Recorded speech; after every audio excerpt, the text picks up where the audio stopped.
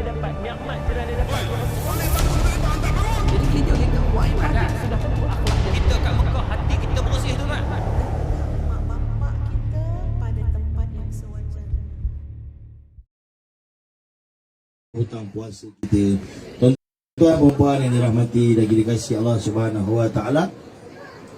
Begitu juga orang yang istiqamah puasa Isnin Khamis. Isnin Khamis dia puasa istiqamah Isnin Khamis. Ataupun dia istiqamah puasa di bulan terang, hari putih. 13, 14, 15 contohnya. Maka dia juga dibenarkan untuk puasa setelah 15 Syaban.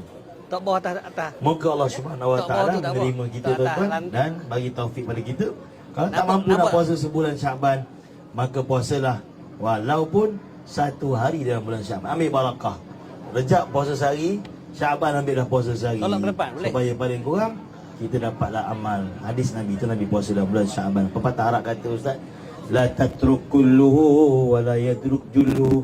Tak boleh buat semua, jangan tinggal semua. Moga Allah terima kita. Jadi diajarkan kepada kita supaya training, saya bersiap sedia sebagaimana Ustaz Bangalu tadi. Dan saya lalu tadi, saya daripada Kelantan tadi sampai dekat Maghrib, alhamdulillah sampai sini. Lalu kok depan ke mahkamah tadi, tengok promosi Sabela 6 helai 100, subhanallah. Kain-kain baju kan. Apa lagi jenama Sabela, apa ni, Aryani, Farid, Lazada pun banyak Ustaz. Jadi bagaimana persiapan untuk apa? Nak raya. Jadi Allah Subhanahu wa taala telah memberikan terlalu banyak ganjaran kepada kita di bulan Syaban pada hari ini. Kita dapat bersama-sama cuti sekolah bersama dengan anak-anak pada hari ini. Kita dapat juga sini berkongsi dengan Ustaz walaupun Ustaz sibuk dengan programnya. Alhamdulillah dapat bersama dengan kita pada hari ini berkongsikan bagaimana kita nak persiapkan diri kita bukan untuk apa? Untuk kita bertemu dengan Allah. Al-Qayyisu. Al-Qayyisu dia kata orang yang bijak. Mungkin Ustaz kita bercerita kaitkan juga. Orang yang bijak ni dia bukan hanya fikirkan kepersiapan mereka di atas dunia, tapi mereka persiapkan untuk bertemu dengan Allah Subhanahu wa taala. Jadi dalam bulan Syaban ni bagaimana kita nak jadi umat Rasulullah yang bijak menggunakan masa. Ada yang lagi yang belum tak apa ni, yang belum ganti puasa mungkin. Jadi mungkin kita boleh kaitkan bagaimana yang dikatakan al-qayyisu oleh Rasulullah sallallahu alaihi wasallam. Silakan Ustaz. Baik tuan-tuan yang dirahmati lagi dikasihi al-qayyisu man dana nafsahu wa amilu ba'dal maut. Orang yang mana yang bijak ni kata baginda tuan-tuan yang mulia ialah orang yang buat persiapan, sentiasa menghisap hitung diri dia, tak cukup lagi. Maka orang rasa tak cukup ni, maka dia akan rasa nak buat amal lagi. Sebab itu dalam bulan Syaban ni masya-Allah, ulama kata kita dah susun dah. Kita buka diary kita 1 hingga 30 Ramadan. 1 Ramadan hingga 30 Ramadan. Kita dah plan dah. 1 Ramadan berapa muka surat Quran kita nak baca. Kalau hebat tu baca 1 juzuk lah. Nampak macam berat juzuk tu, ada 10 helai. Tapi kalau kita susun-susun, insya-Allah boleh. Sebelum subuh selai, lepas subuh selai, sebelum zuhur selai, lepas zuhur selai. Maka lepas isyak habis dah 10 helai, habis juzuk, masya-Allah. Ataupun kita buat perancangan, kita nak zikir apa yang kita nak baca. Ataupun kita nak sedekah kat siapa, ataupun kita nak jamu buka puasa siapa makan. Kadang kita tak mampu nak jamu ramai-ramai, kita targetlah seorang paling kurang. Supaya 30 Ramadan 30 orang kita tak jamu.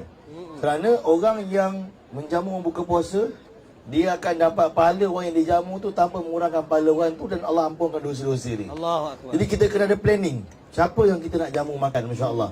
Dan begitu juga bangun malam. Kita nak bangun pukul berapa? Semua ni kita buat perancangan dalam bulan Syaban. Ni tanda orang bijak. Dan tuan-tuan, bijaknya orang ni kenapa? Kalaulah dia meninggal 29 Syaban, dia dah niat dah tadi nak buat sebulan, maka dikira pahala semua dia buat walaupun dia tak sempat jumpa Ramadan. Inilah dikatakan niatul mukmin khairum min amalih. Niat orang mukmin, perancangan orang mukmin lebih baik daripada amal dia, masya-Allah. Jadi mudahnya dalam Islam Ustaz ya. Mudahnya dalam Islam, Rasulullah anjurkan kepada kita, yang mana janji Rasulullah kepada kita pasti akan ditepati ya. Jadi bagaimana janji Rasulullah, bagaimana janji Allah Subhanahu wa taala, offernya yang sekian lama, kadang-kadang kita lalai, cuai dan leka. Dan hari ini alhamdulillah, sambil-sambil kita menikmati jamuan, sambil-sambil pagi tadi kita lihat rakan-rakan kita juga tadi mancing dan sebagainya bersempena dengan Open Day Putrajaya pada hari ini dan Gen Surau Putrajaya pada hari ini. Live kita ada di page kita dan pelbagai program. Jadi tuan-tuan sekiranya ingin bersama dengan kami nak dapatkan ganjaran daripada Allah Subhanahu wa taala, Kita ada sediakan juga wakaf untuk tuan-tuan menaja internet kepada kita untuk kita buat kuliah. Kita buat kuliah di surau-surau yang mana kita gerakkan rakan-rakan kita, anak-anak muda yang ada kat meja tu, mereka secara sukarela buat program, buat live kuliah di Facebook, YouTube dan sebagainya. Dan sekiranya tuan-tuan ingin bersama, tuan-tuan tak payah ikut. Tuan-tuan tak payah pikul kamera macam dia orang pikul kamera ni. Tuan-tuan hanya bank in-kan sumbangan tuan-tuan ke pendukung ulama lain. Saya banyak NGO ni. Jadi pertubuhan penggerak dakwah Putrajaya. Jadi kita memerlukan sumbangan daripada tuan-tuan dan puan. Sebagaimana Ustaz katakan pada kita tadi bahawa kita nak bersiap, bagaimana kita nak bersiap Ramadan dalam bulan Syaban ni juga pelbagai peristiwa yang berlaku Ustaz, ya. Ada kita lihat peristiwa yang berlaku dalam bulan Syaban ini di antara yang glamour lah dalam masyarakat kita, iaitu Nisfu Syaban, kan? Nisfu Syaban. Jadi bila mana sebut nisfu tu, sudah tentu maksudnya separuh. Jadi, yelah dalam masyarakat kita ni duk bergaduh sana bergaduh sini, buat tak pun. Jadi mungkin kita boleh kaitkan dalam Nisfu Syaban ni bagaimana, apakah yang boleh kita buat pengisian dan apa yang terbaik bagi kita untuk kita lakukan amal-amal ibadah yang telah dilakukan oleh salafus salih yang terdahulu. Silakan Ustaz. Baik, tuan-tuan dirahmati lagi dikasihi Allah. Tadi Ustaz kata nisfu tu separuh, masya-Allah. Dulu ada apa nama? Pelakon kita popular kan? Ahmad Nisfu. Ahmad separuh, masya-Allah. Jadi tuan-tuan dirahmati lagi dikasihi Allah. Nisfu Syaban, separuh daripada Syaban, ini 15 Syaban. Itu ialah hari di mana Allah Subhanahu Wa Taala bukakan pintu-pintu rahmat, masya-Allah. Orang tua-tua kita dia telah buat amalan yang mana baca Yasin 3 kali pada malam nisfu Syaban. Sebenarnya tuan-tuan yang mulia adalah kerana nak mengisi ruang tu supaya tidak ada waktu pun dibazirkan dalam malam yang mana dibuka pintu-pintu rahmat. Tuan-tuan, saya nak kongsi satu hadis Bukhari, hadis sahih yang mana mengenai tentang malam nisfu Syaban, Allah ampun semua dosa. Kecuali orang yang mana tuan-tuan yang mulia, orang yang bermusuhan. Orang yang bermusuhan dan juga orang yang mensyirikkan Allah Subhanahu Wa Taala. Orang musyrik dan musyahin. Musyrik ni apa? Orang mensyirikkan Allah, takkan diampunkan pada malam nisfu Syaban. Dan juga musyahin, orang yang memutuskan hubungan.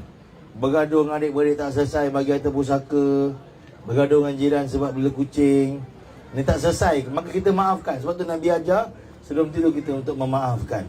Kadang-kadang kita terlampau terkesan dengan drama, Ustaz, saya dah maafkan dah Ustaz, tetapi apa yang dia buat pada saya tak mungkin saya lupakan. Ini terkesan dengan drama. Itu yang kita belajar memaafkan dan kita belajar untuk melupakan. Tuan-tuan dirahmati lagi dikasihi Allah Subhanahu Wa Taala. Orang yang tidur dalam keadaan tak memaafkan, seperti Nabi ajar sebelum tidur kita kena memaafkan. Orang yang tidur tak memaafkan, dia tidur dalam keadaan dendam dan marah. Tidur dia pun tak selesa, tidur pun tak nyenyak, tidur pun tak tenang. Dan orang yang tidur dalam keadaan dendam dan marah ni susah nak mimpi jumpa Rasulullah. Jadi dia tidur Ustaz, jumpa hantu kat 5. Kena kejar anjing. Sebab tak tenang hati, tak tenang hati. Dia mimpi dia kejar. Mimpi semua tak elok. Sebab apa? Tidur dalam keadaan marah dan dendam, insya-Allah. Jadi tuan-tuan dirahmati lagi dikasihi Allah, ada satu peristiwa yang jangan disentuh mengenai tentang 15 Syaban ni. Sebenarnya 15 Syaban itu detik pertukaran kiblat. Kalau kita tengok dalam lembaran sirah, pertukaran kiblat berlaku pada 15 Syaban pada tahun kedua Hijrah, iaitu 18 bulan setelah Nabi hijrah ke kota Madinah. Jadi Nabi SAW daripada Mekah lagi teringin nak kiblat ditukarkan ke Baitullah. Nabi teringin sangat. Sebab apa? Kiblat yang asal ialah Baitullah. Tetapi lepas Nabi Sulaiman AS, Bani Israel telah ubah kiblat daripada Baitullah ke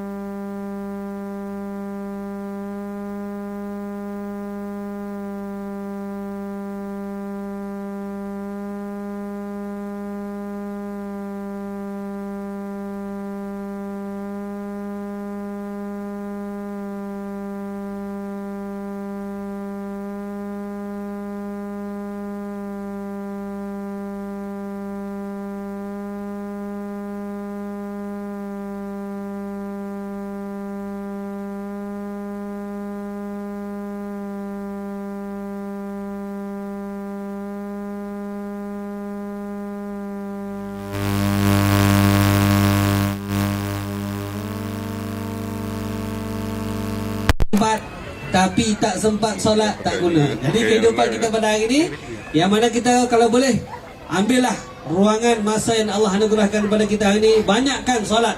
Jangan buat solat, buat kerja agama ni hanya ikut kelapangan saat ini.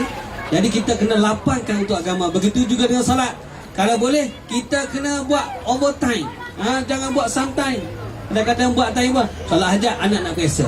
Jadi jaga solat di waktu kerana anak puasa, kerana diuji dengan sakit. Tetapi kita kena banyak overtime. Kerana apa? Mati anytime. Jadi tuan-tuan dan puan, teruskan makan. Kita berjumpa kembali sebab nanti. Jadi kita serahkan kepada rakan kita untuk meneruskan Flowers Baskers, untuk meneruskan tugasan mereka bersama dengan kita pada hari ini. Silakan Kak untuk meneruskan hiburan pada rakan-rakan kita yang sedang menikmati jamuan.